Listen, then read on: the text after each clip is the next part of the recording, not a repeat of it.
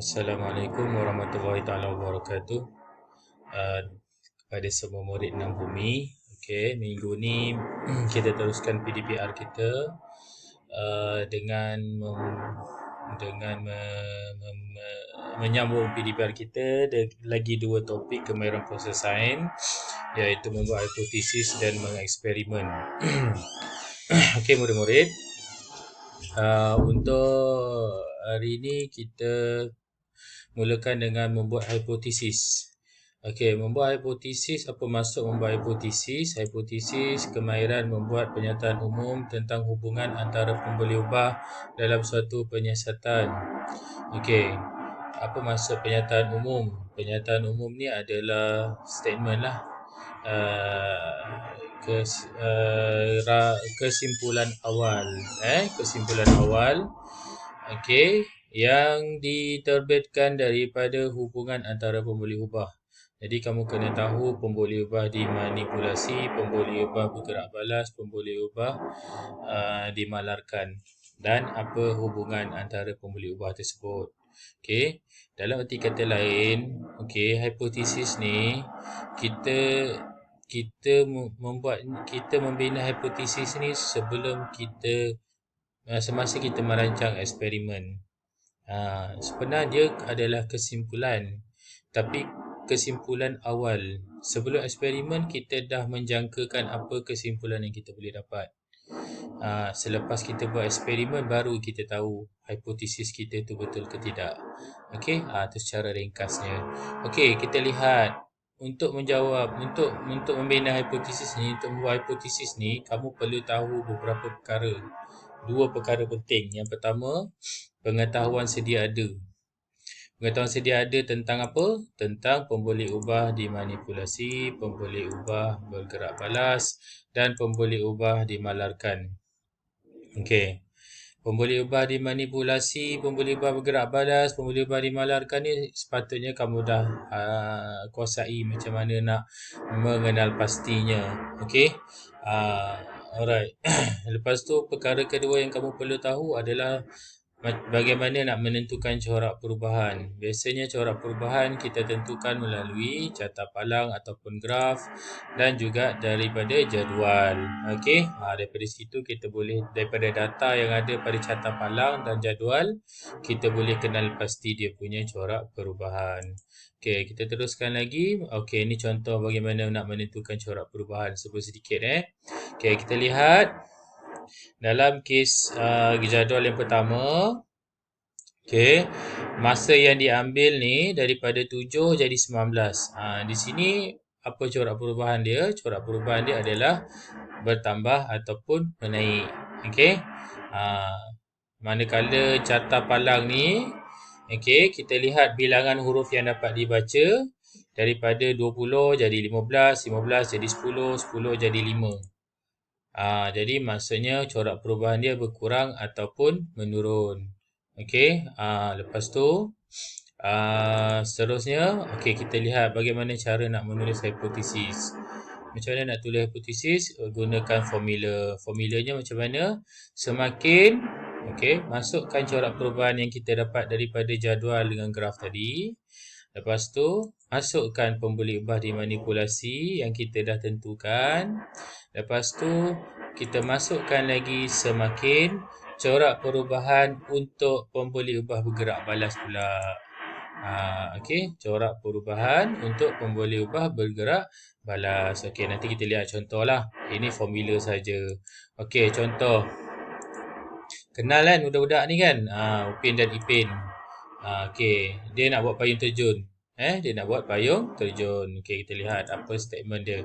Upin membina payung terjun yang bersaiz besar, manakala Ipin membina payung terjun bersaiz kecil. Okey, Upin payung terjun dia besar, Ipin payung terjun dia kecil. Sebelum payung terjun mereka diuji, Upin mendakwa payung terjunnya akan terbang lebih lama, manakala Ipin juga mendakwa payung terjunnya akan terbang lebih lama juga. Dua-dua dakwa payung terjun dia boleh terbang lebih lama. Walaupun Ipin punya kecil, dia kata dia punya boleh terbang lama. Upin dia kata dia punya lagi lama, dia punya besar. Okey, sebenarnya masa ni dia dah buat satu hipotesis ataupun pernyataan umum. Okey, sebab Upin punya hipotesis, dia kata payung terjun dia terbang lebih lama. Berdasarkan saiz payung terjun dia tu lah. Ipin pun sama. Dia kata payung terjun dia akan terbang lebih lama berdasarkan saiz payung terjun dia. Okey. Jadi macam mana kita nak membina hipotesis? Kita guna formula tadi tu. Formula yang muka surat sebelum tadi tu kan. Muka surat sebelum tadi tu. Okey. Caranya. Okey. Kita tengok hipotesis Upin apa dia. Okey. Pertama sekali kamu kena kenal pasti pembuli ubah. Pembuli ubah dimanipulasi dalam eksperimen dia tadi adalah saiz payung terjun. Okey. Lepas tu pembuli ubah bergerak balas dia adalah masa payung terjun terbang ataupun masa payung terjun berada di udara. Okey. Alright. Nak masukkan dalam formula tadi tu bagaimana hipotesis tadi tu? Okey. Mula-mula tentukan corak perubahan Upin kepada Ipin. Upin ni besar. Upin ni saiz payung terjun dia besar. Dia kata besar kan. So pada Upin punya ramalan, andaian, lagi besar payung terjun dia, lagi lama masa dia terbang. Okay. Jadi hipotesis Upin jadi macam ni. Semakin bertambah saiz payung terjun, semakin bertambah masa payung terjun berada di udara. Okey. Upin punya hipotesis. Kita tengok Ipin punya hipotesis pula. Ipin punya hipotesis bagaimana? Sama juga kenal pasti pembuli ubah. Pembuli ubah dia pun sama. Pembuli ubah dimanipulasi dia saiz payung terjun. Pembuli ubah bergerak balas dia masa payung terjun terbang. Okey. Bagaimana nak buat hipotesis? Sama juga. Semakin cumanya Ipin ni saiz payung terjun dia kecil. Okey, so semakin berkurang saiz payung terjun, semakin bertambah masa payung terjun berada di udara.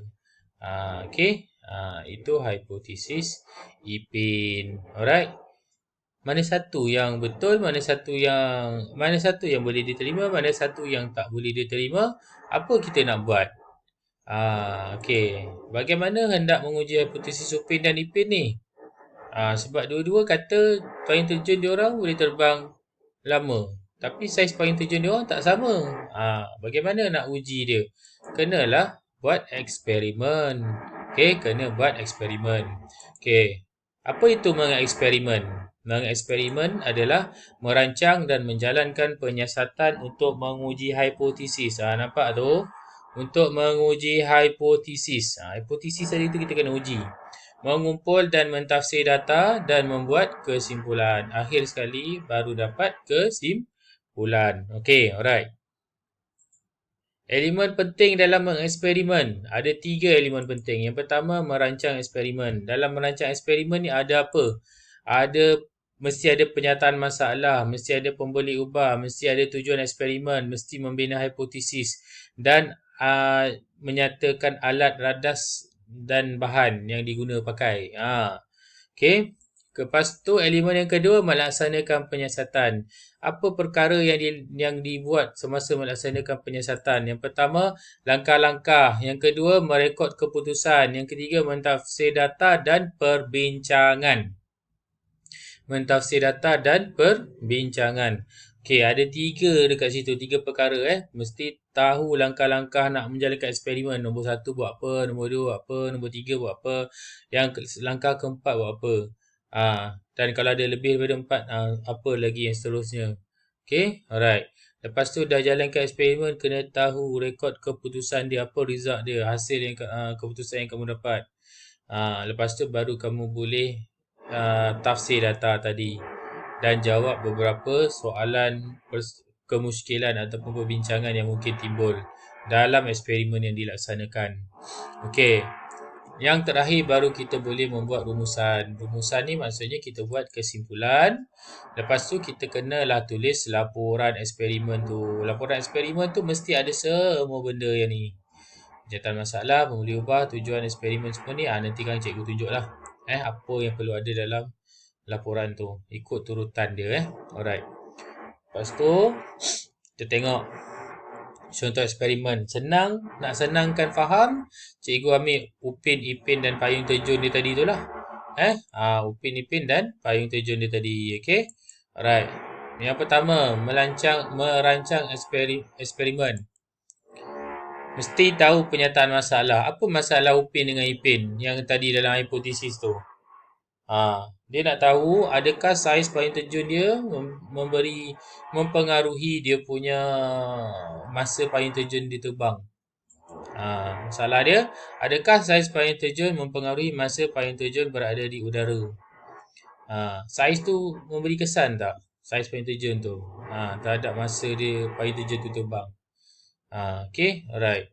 Yang tu masalah dia. Yang kedua, kita kena tahu pemboleh ubah. Pemboleh ubah apa yang kita nak tentukan dekat dalam eksperimen payung terjun ni. Yang pertama, pemboleh ubah dimanipulasi saiz payung terjun. Dah nyatakan tadi kan. Okay, pemboleh ubah yang kedua adalah masa payung terjun berada di udara. Berapa lama dia terbang kat udara tu.